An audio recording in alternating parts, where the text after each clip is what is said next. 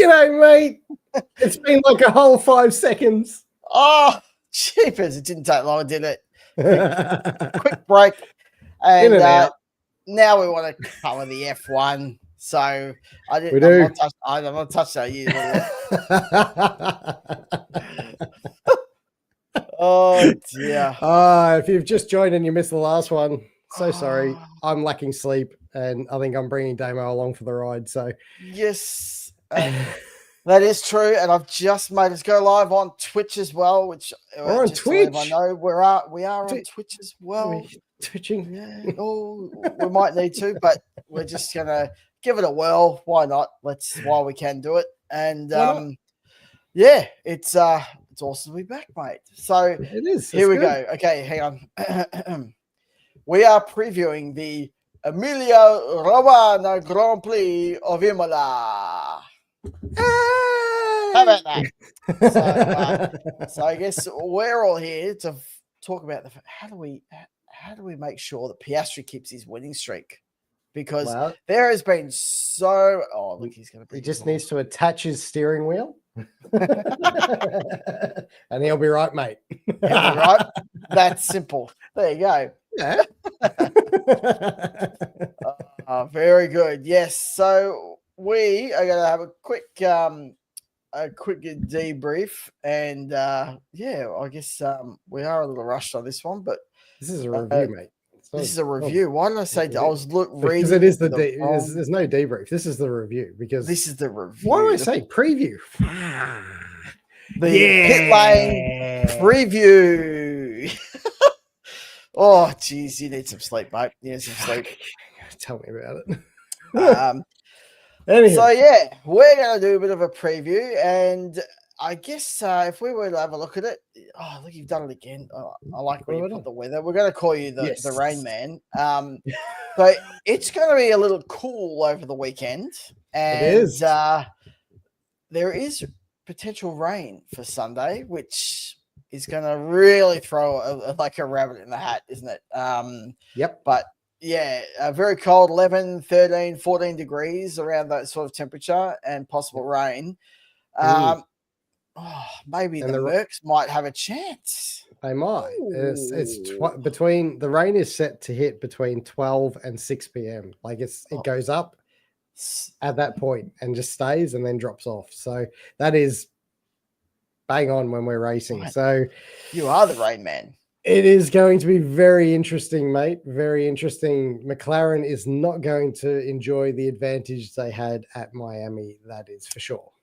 No, it's definitely going to be a little tougher, I think. And yeah, like it's one of those things that the McLaren should have the edge. They've certainly got the best driver, in my opinion. So if he can minimize any of those mistakes and qualities, he should be fine. But yeah, looking forward to this one. I do love this track. It is one of the classics, and you know, it's always there'll be that heartfelt moment of showing some of the footage and things, and we have to relive the center, like your Lego in the background, you know, like we're gonna have to go through that. But I love this track, even though they changed it from those days, like the layout. But it's a great track. Great track. Doesn't suit current Formula One cars, but I don't care. The pick, like seeing an F1 car in that wilderness, like up there, it's awesome. Yeah. So it's going to be very much where you qualify is probably where you're going to finish. But very true. It's hard. It is hard to pass. Yes, but although wet weather, who knows? Yeah, well, that will change it up, because that will give us a few different opportunities for some strategy depending on when the rain comes and when it doesn't. You know, it's also going to give us the fantastic opportunity to hear some of those amazing corner names rather than turn 5 and turn 6 and Aquamarilani. Can't even say it. Oh, I botched it. Come on, mate. You're running with this and you can't get Villeneuve. I know, but just like, there's nothing better than the classic tracks where they've got a bit of a bit of history. Heritage. Heritage is important. It's very important, I think. I think it's going to be a good one, no matter what. It's not a sprint weekend, so we've got the usual 3 practice sessions. Yes. And a qualifying, and then we'll go racing. I believe the race is 63 laps, Damo, so... that looks about right to me. I'm just having a quick look. 63 laps. There you go. Circuit length of 4.9 kilometers. Lap good. record from 2020, Lewis Hamilton at a 1:15.4. So just call him Damo Larkham. Yeah. Well, just reading off the website. Larko's just got his, what do they call that thing? The board. Where? Anyway. I need a fancy hub, Hino hub. Yeah, the hub. That's it. It's the hub. That's it. Very good. And for us, 11 o'clock race. So we're into the middle of the night. None of this random early mornings and stuff. We're into the middle of the night. So qualifying like at midnight. Yeah. And we've got this one, and then Barcelona, I think, is the next one, and then the next one. No, sorry, Monaco, then Barcelona, and then we have a small break. So we've got triple header coming up of all those like late nights coming up. Well, let's have a quick look. We've done a bit of a preview. Was there anything else you needed on that one? Not particularly. Actually, for F1 standards, because we've had a couple of weeks off, it's pretty quiet. So there's not a whole lot of talk going around the traps of different things. Norris has actually had a break and not being chastised by the media pen. So, I'm looking forward to this one. So I suppose we should probably move into the next part, mate. Well, we can do that, and let's. So we're in the pit lane preview. We're going to do our predictions. Yeah. Okay, so prediction. And again, I've got a little banner going. So, who have you picked for your pole position for the Imola Grand Prix? So, based on Miami and the fact that it's going to be a little cooler, and Imola kind of being that technical style circuit as what Miami is. It's not the same type of circuit, but it's still technical. I'm actually going to pick the young rookie Antonelli to get a second pole. Ooh. Okay. That's not actually a bad effort because it will be cooler. So Merck should be in there. And it's not a bad one. I saw it and I was like, I reckon you might be onto something here. I've obviously chosen someone different, but it's got all of the hallmarks of a possibility, especially because he really did a good job in the last outing for that sprint. Did a great job. So he's definitely got the pace and he's getting the confidence. So 100%. Not bad at all. Out of a job. So Damo, who did you get? Well, it's getting a bit that way. There'll be some point, I think, in the summer break where we might do a bit of a teammate thing to talk through because George is just on the verge of looking like he's struggling a little bit. But my pick for pole, and I just sort of thought we've got cooler conditions, and Max has always been very good there. So the Damo pole is for Max Verstappen. Super Max. Yeah, I think your love affair with Max is terrible. Well, I just think it's a good shout. Still got it, and he's just been able to manhandle that thing. And Imola has the hallmarks of that, on a fast lap. So that's why I picked Verstappen, and we will see how we go. How original. Well, speaking of original, Steve's picked Oscar Piastri. Of course I have. I mean, 4 in a row. It's just got a ring to it. It has. It's got a ring. There's a reason why I've picked Oscar this weekend. Yes. Because As have I, by the way. But yes, go. Yes, give me your as have you. Yes. Last year, Oscar was actually faster than Lando in qualifying, but he had a penalty. And that's why he got stuck behind and wasn't in a position to actually win the race. I think that won't happen this year. He'll likely be second, I'm predicting, because obviously I've got Antonelli, so I can't say he's going to get pole. He probably will. But but yeah, I think if he sorts out the qualifying, he knows what he's doing there now. So if he gets that done, he should romp off into the distance and make Lando cry again.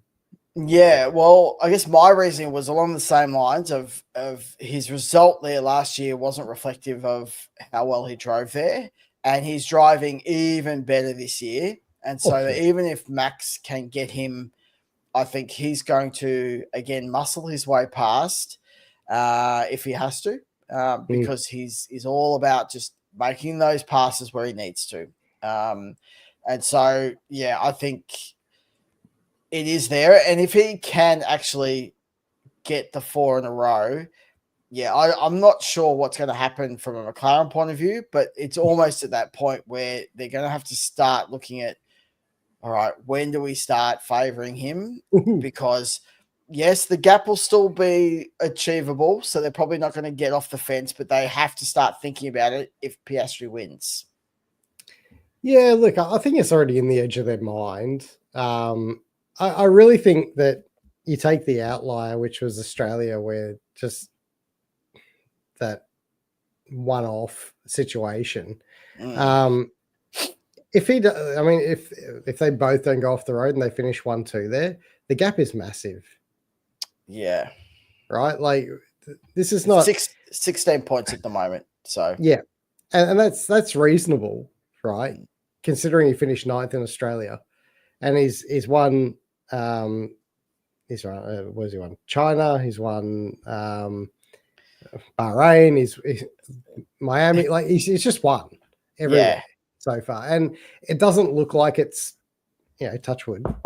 It doesn't look like it's gonna stop. Like it's gonna be tough to overrun him because he started 4th last time out and still got the job done. So yeah, it only takes a better performance from the quali, and he should be not sailing off in the distance. I don't think they'll have the performance to do that, but enough that he can manage it. And I got the burps again. And then but that obviously 16 points at the moment is oh my God, are you getting distracted again? Yeah, sorry. Keep going. Okay, all right. Everybody, this is what he's laughing at. Thanks, Declan. You've got him again. Seems like a self-employed. Anyway, keep going. Yeah, it's getting a little that way. I mean, he certainly gave his little piece of the pie last time, but yeah. So I think I haven't got banners for them, but you've got Verstappen in second. Yep, Verstappen second. Russell in third. Yeah, I think Merck's going to be strong. So, and I know I said that Antonelli will probably eventually eclipse Russell, but the fact remains that Russell is still a very good race car driver, and I think he'll bring it back and score the podium. Antonelli's a bit like Norris, fast over one lap, but then slides back afterwards. So yeah. And he'll keep improving. I've got Verstappen second, Norris third. I did fleet with the idea of having like a Russell or an Antonelli in there, and I think it's very likely, very possible that could happen. But the Merc's been very good, especially if the temperature is as it's forecast. Low. Yeah, 100%. Car's great when the temps are low. Yeah. So there we go. That's our preview done. And predictions. Yes, our predictions. Sorry. Oh God. Now I've got your anyway. So now we're going to go to the formation lap, and we've got our buy it or squash it segment yet again. And I haven't actually read these in advance, so I can get this far down the document. Yeah, my bad. If these are poorly written, it's just because I'm tired. I'm so sorry. That first one is a doozy. Yep, it is. Do you You want me to ask you, or you want to ask me? No, I'll ask you. This could be fun because I should ask you all of them because you haven't read them. Antonelli is now the lead driver at Mercedes, Damo. You buying it or you squashing it? I'd invest a halfer in that. Not maybe a full dollar, but it's starting to look that way. It really is. Bit more, as you mentioned, like the race side of it, he's still got a bit to learn. Certainly got out-muscled in some of the corners and things, and that'll take some time. But I guess we sort of saw earlier in the season that George kind of did step up a little bit and, a bit of confidence in the car. He sort of stood up. But Antonelli's just been chipping away at that. So, can you imagine a world where Antonelli just keeps pegging away and then starts beating him? What is the stock on George Russell if he wanted to change? He hasn't signed a contract yet for Merck. No. Do they pay him less if he gets beaten by his teammate? The contract has less dollars, or same dollars, no increase, or does he go somewhere else? Like this could be a big one. The fundamental problem that George has is that if Verstappen leaves and needs a home, that might be the seat. But that leads us into the next one. Verstappen is second place in the championship at the summer break. Below second place, yeah. Below, sorry. Can't read. But yeah, I think his contract states that it's second or below, isn't it? I thought it was second or below. If he's below second, will he leave Red Bull? I think he will. I'm starting to buy that regardless of whatever he's actually doing, that Verstappen is leaving Red Bull at the end of the year. Okay. Why would he be testing a GT3 car? Like, honestly, if you think about it, right, he has aspirations of Le Mans and things like that as well. Mm-hmm. If he doesn't believe, and I wouldn't believe in that team because that team is just a cluster at the moment. Yep. You take that sabbatical, enjoy your time with your new child, go racing in some other categories, kick some ass, and then he has right of way. Like, he will literally walk into any team, anywhere in 2027 because everybody will want to pick him up. The Karun Chandhok sabbatical. You're taking the. I think I'm buying into that now. It feels like it. It does have a stronger feel about it now, doesn't it? That and then could be very wrong, but of course, but it doesn't really matter if we are, does it? I think it's a bit of a tough one, but having his manager have that fiery engagement that happened, and then subsequent meetings straight after the last quali, I think it was a sprint or the main race, like his management was talking straight with Horner and Dr. Evil. Dr. Oh, sorry, Mr. Dr. Marco. It does feel like there is a lot of buzz going on there of, mate, you're not cutting it, lift your game sort of thing. So, yeah, we'll see how that goes. There's a lot going on in that joint, isn't there? All right. So, Doohan would have lost his seat regardless of the incidents, Damo. Yes. I'm well and truly on buying that. I don't reckon it would have made a lick of difference. I just think it was always planned that he had that opportunity. I mean, even without incidents, I think he was gone. I think the only thing that would have kept him that seat would have been outperforming Gasly in some way or other. So, it's just like one of those things that I just can't see that he had any opportunity past that first 5 races. That's my take.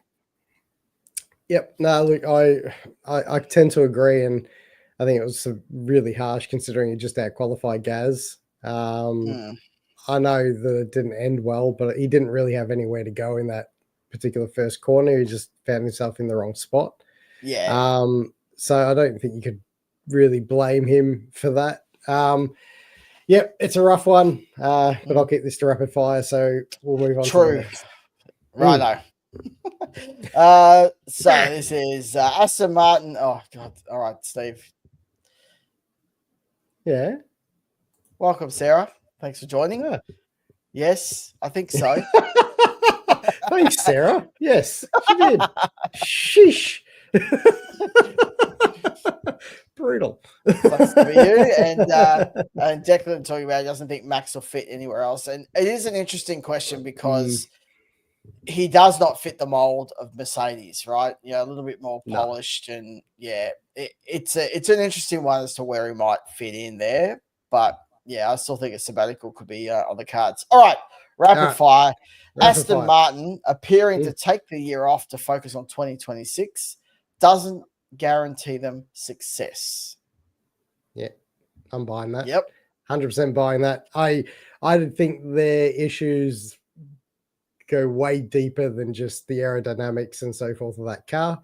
There was actually interesting just before we went live, the race put up an article about the 7 different things that Newey has stated need improvements. Yep. And I'm like, that's literally was number 1 Stroll. And I'm not talking about Daddy. Yeah, Stroll in his tennis career. No. It wasn't. It was all to do with really systems and processes and everything else, and getting the right people and the amount of people needed to do it. He says it is growing, but yeah, there's a lot of things that need to happen in that team, and I think they'll have a market increase next year in terms of performance, because with Adrian there, I think that'll just happen. But I wouldn't expect them to be suddenly playing at the front. I think they need another year or so to get everything right. Yeah, and I think, you know, when we were talking about, you know, Declan, you put in there that Max wouldn't fit anywhere else. I do think he could fit in here.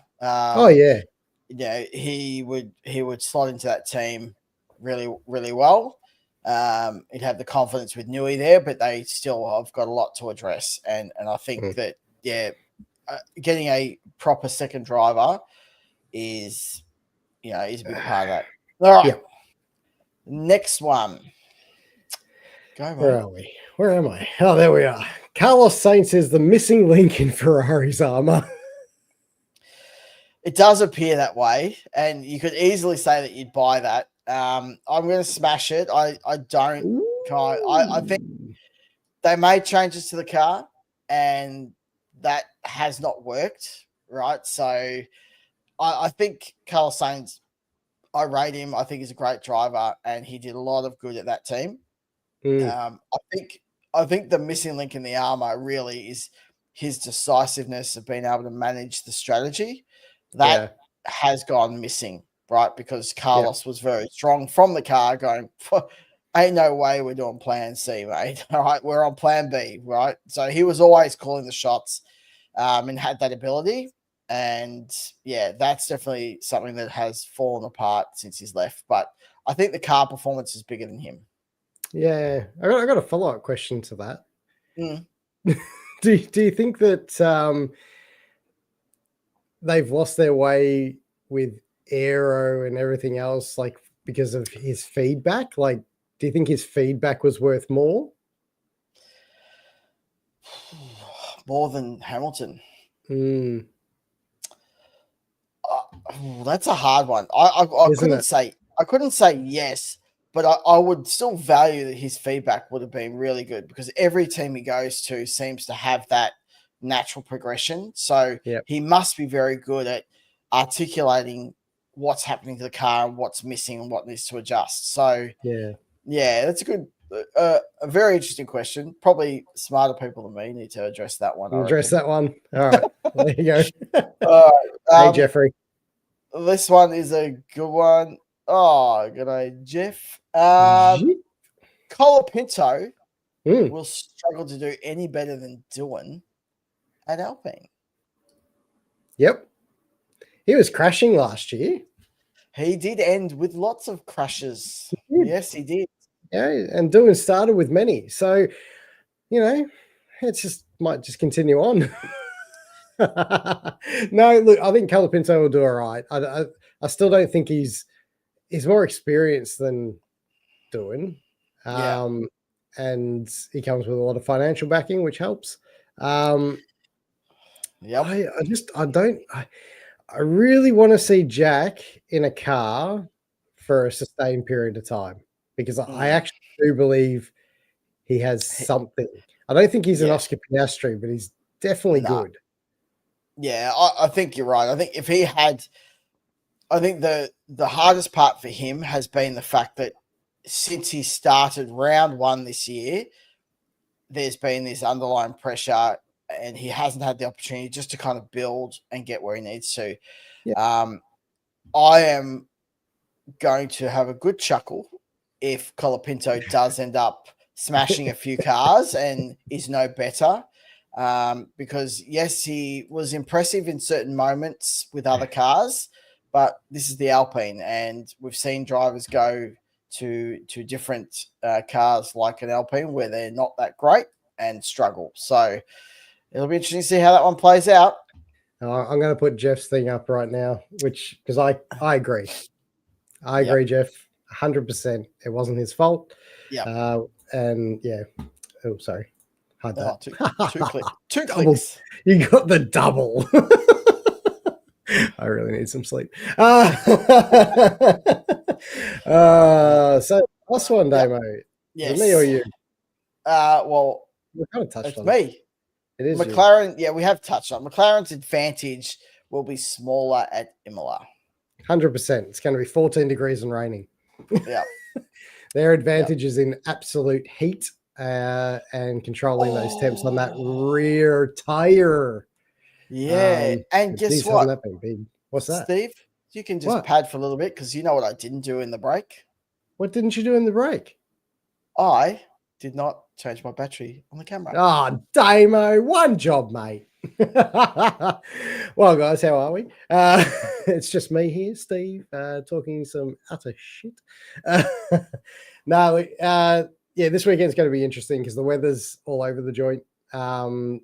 It's all cold and it'll be clear up until the Sunday. So it's predicted that between 12 and 6 o'clock it's going to be raining at this given point.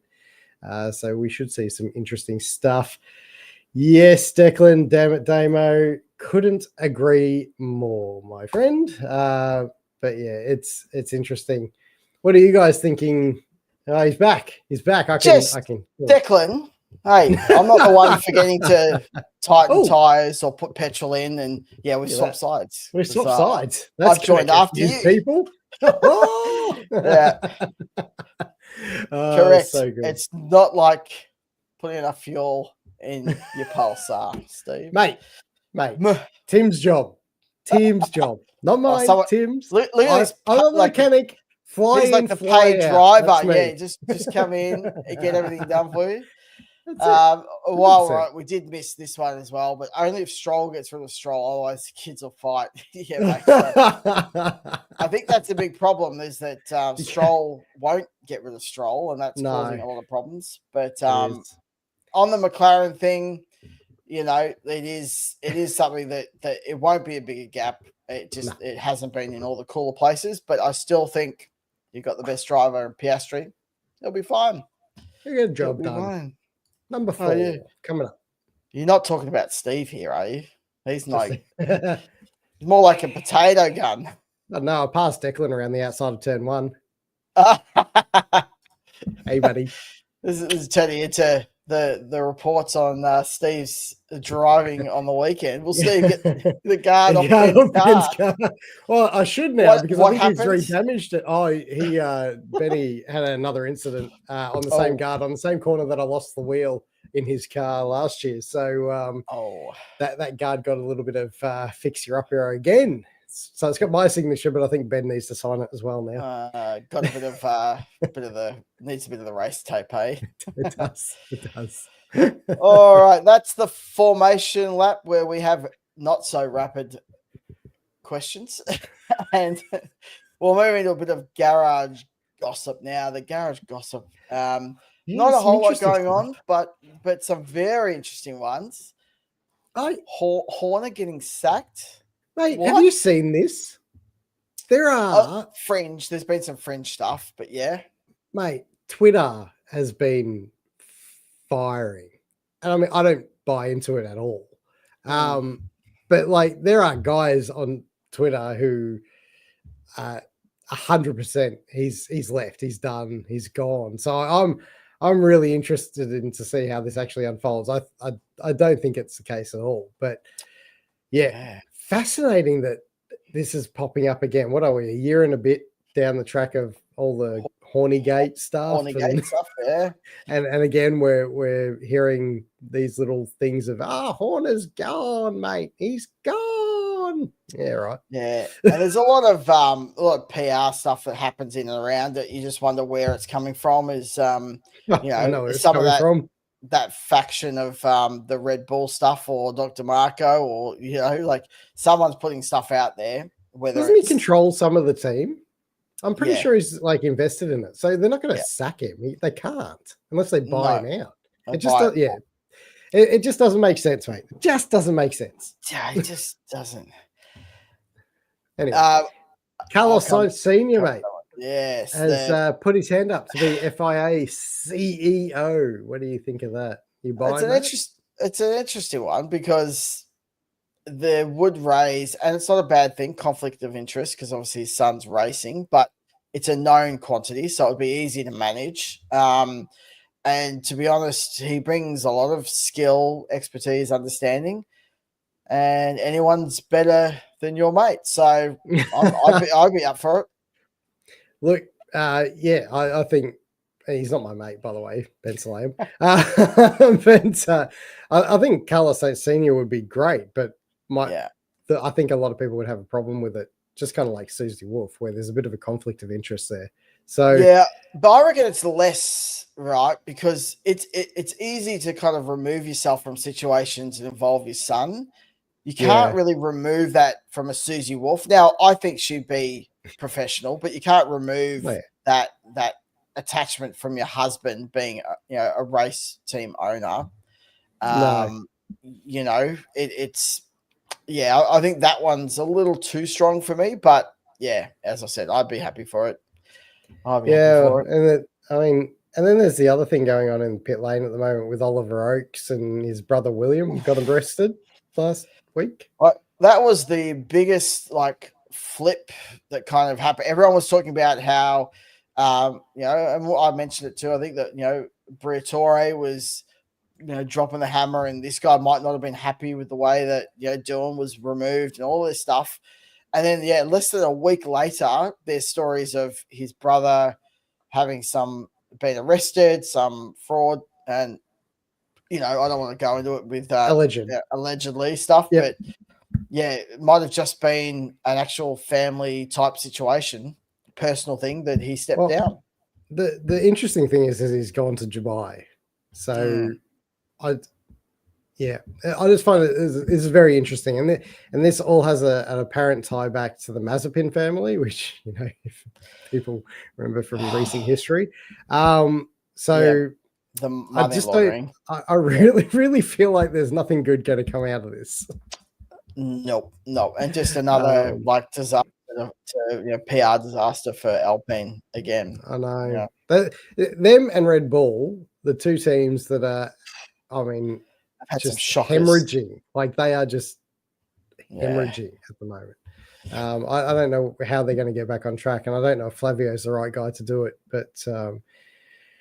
But yes, I'm just on that. There was more than I expected outrage about him becoming a kind of team principal again. Yeah. I mean, it's obviously the whole what do they call it? What was the Nelson PK, but the crash gate or whatever they called it at the time, getting him 2009 or 10 or whatever it was, to get Alonso that win. And there's still people upset about that. And there was a fair bit of stuff going on the socials about how bad that he's allowed to after a lifetime ban, because technically he was given a lifetime ban, and then that was kind of rescinded where he could come back to the track a bit. And he's just slowly but surely going from banned then to, okay, you can come to the races now, and then it's like, okay, now you can be involved. You're back in control again. Okay, now you're controlling a team. So it's just been this.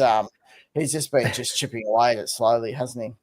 Yeah, he really has. I mean, you know, he's a businessman. He knows how to weasel his way through, kind of like Trump knows how to weasel his way through everything. So I said to you, no politics, mate. Oh, no politics. Sorry. When you're tired, I said religion, politics, and no bad words. All right, that was the no bad words. Fuck. Oh no. Speaking of fuck, Stan Sport are trying to get the rights to F1. That's a please no. Well, please no. The original thing that happened, actually, I can't remember when it was that Apple were going to try and get it. That was the original rumor that happened some time ago, and that kind of got a bit quiet. Now they have on the Apple TV now, I think they've got basketball, like some of the American sports, basketball and ice hockey and stuff like that. Yeah. But you're right. It would be an absolute disaster if they got F1 because like that would just destroy me. Anything on Stan, you go to Stan to die. No offense to Stan Sport, but you're shit. You're not. The product is way overpriced for what you deliver. Yeah, and that is because they don't have a robust kind of like a foundation to be able to support this in the right way, and so. It would be, oh, man, that would be a disaster. But fingers crossed, Foxtel don't lose it or Apple pick it up. Like, I'd prefer Apple, and that'd be still a disaster in my opinion. But, geez, that'd be a disaster, mate. Steve's just lost it. Declan. Do me a favour. The teammate in Australia. You're spot on there, Declan. Steve, do you just want to click on one of the other menus on the right? Just get rid of that, and I'll manage the comments. Okay? Just move. You're like you're like that. Is it a Bug's Life where you got that mosquito? Don't look at it. It's so beautiful. That's you. Yeah. I know. Was it Doug from Up? Squirrel. Up. Yeah. Yeah. Ice Age and that little thing going after the walnut. Here we go. Question for you, Steve. No, Declan. It's not a grenade launcher. Come on, mate. Come on. I've got something for you at Calder, mate. I'm coming. Don't you worry. Hello. Oh, you're talking about racing, right? Gotcha. Yeah. Nothing about that. I ain't giving him that. Your checklist now is wheels, petrol, engine, anything else that you need to have on there. Make sure you got your helmet and stuff. All the basics. No. I thought I almost lost. I thought I'd left the hands device at home, but I put it in a different bag. That was a scary moment. Thankfully, I didn't. Yeah. But, good weekend of racing. Yeah, as I said, passing Declan around turn one. It's always fun. Yeah, all right. Well, on that note, enough of this. I think we've done it. Thank you for everyone who did join and for your comments. Love it. We appreciate it. Steve's a little distracted, but he's okay. We've got him back. Sleep. I need sleep. Yes, you do need to go to sleep. We can wrap it up and you go Betty Buys. And we're looking forward to, obviously, we've got a few weeks of F1, so it's going to be back-to-back again. Shit. Let's go, Piastri. Let's go. Let's go. And then get it. Better get him. We do. Wave, though. Oh, yeah. By the way, this comment, right. Okay. So Declan always waves. So you always have to wave. Is he like the old man, like kind of like these waves, or is he like the? No. Well, it's usually like this. If he's in front of you, it's like this. Yeah. But from behind, I think it's more like this. It's less crazy. He definitely welcoming. Definitely less welcome. Yeah, if you're going past, it's more. I mean, sorry. It's a different kind of wave. Yeah. No, it's good. No, it's always good battling him. It's good fun. Yeah, awesome. Well, yes, he did not wave back, and that is typical Steve, a little shit. Just remember, it's not my bumper. Yeah, he can't. He's not on damages. Yeah. No, that's it. That's it. Thank you everyone for joining. Thanks, guys. Looking forward to the Imola Grand Prix. We'll be here next week with that review of that one. And good luck, Oscar. Until next week. Have some fun with your moonshine. Moonshine. All right. Thank you, everyone. See you guys. Bye.